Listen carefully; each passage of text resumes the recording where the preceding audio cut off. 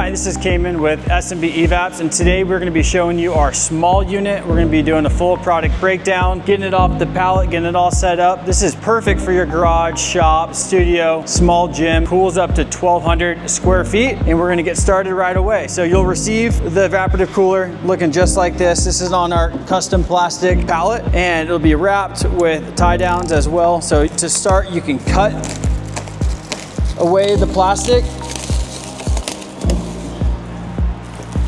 After the plastic's out of the way, you can cut the two bands.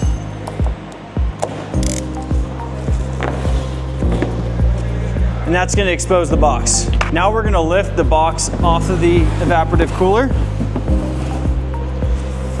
Set it behind. And now we can also lift the evaporative cooler out of the pallet. So you can grab all the way down. It's a little awkward of a product, but get it out of that custom plastic pallet. Now we have the evaporative cooler here. Now once you have it off of the pallet, you're going to want to make sure that the casters are free. So there's an on and an off on the caster. You can see they're already set to off. This is how you set it to on. So once you have it in position with the fan running, you'll want to set it on so it doesn't blow around and it's nice and stable. But for now, we're going to want it in the off position so we can roll it into position. And something else to note on the front side of the unit, this is our front plate, which has these screws. So when it comes time to changing your media, you simply just remove these screws by hand, and this comes off and it exposes these three pieces of media. So now we're gonna rotate the unit around, and we'll show you the backside. Over here is a QC card. This does not need to be used. This is something we might ask you for if there ever is an issue with the unit right off the bat. But this just makes sure that we covered everything on the unit itself. Now we're going to break down the workings of the evaporative cooler. On the bottom, we have our drain plug. Make sure this is tight before putting water in the unit. This is going to allow you to winterize the evaporative cooler. Second is going to be the fill for the reservoir. So this allows you to use your water from your hose to fill up the reservoir, and then you can move it to whatever location you'd like. If you'd like to leave it hooked up to your city water, simply just screw in your hose. This will deliver water to the unit all the time, keep the reservoir topped off, and there's no need to turn the water off or on. And this is our gauge. This allows you to know when the reservoir is full, especially important when you're filling it up through our easy access fill port here. Then our control valve, all the way to the right is no water dripping across the media. You can open it up for max flow across the media. So for today's setup, we are going to fill through the easy access port.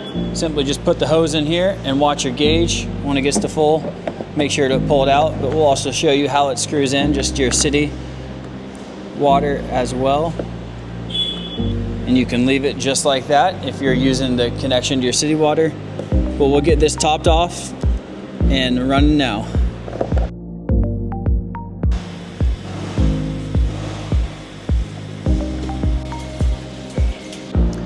Now, since we have the tank all filled up, we're going to take our electrical and get it plugged into a standard 110 outlet.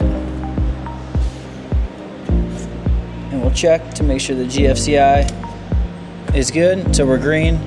Now we can get the unit turned on. So now that we have the unit plugged into the wall, we're going to go to our fan output. And this goes from slow, so a nice gentle breeze, all the way to full. We'll kill that for now. And then our water pump. So you turn on the water pump, and then you can control the flow right here. So all the way right is no water, but we're gonna get this opened up halfway, then all the way. Now with the water flow halfway, you can see it start to bleed down through the media. Then all the way, it really starts to soak the media. And again, we're showing you this for effect, but you'll always have the fan running when the water's running. So now we have the fan running as well. And to find the right amount of water to flow onto the media, we want the media saturated. It's okay if there are a few dry spots like this, but what we don't want is to have water that's just flowing down over the media.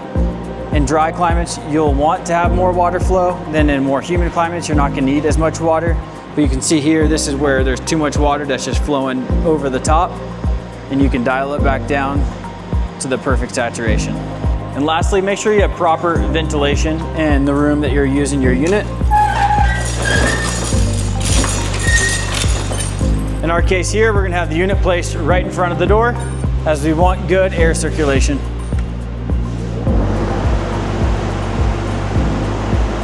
And that's the setup of the S&B Small Evaporative Cooler. Let us know if you have any questions, and we appreciate your interest.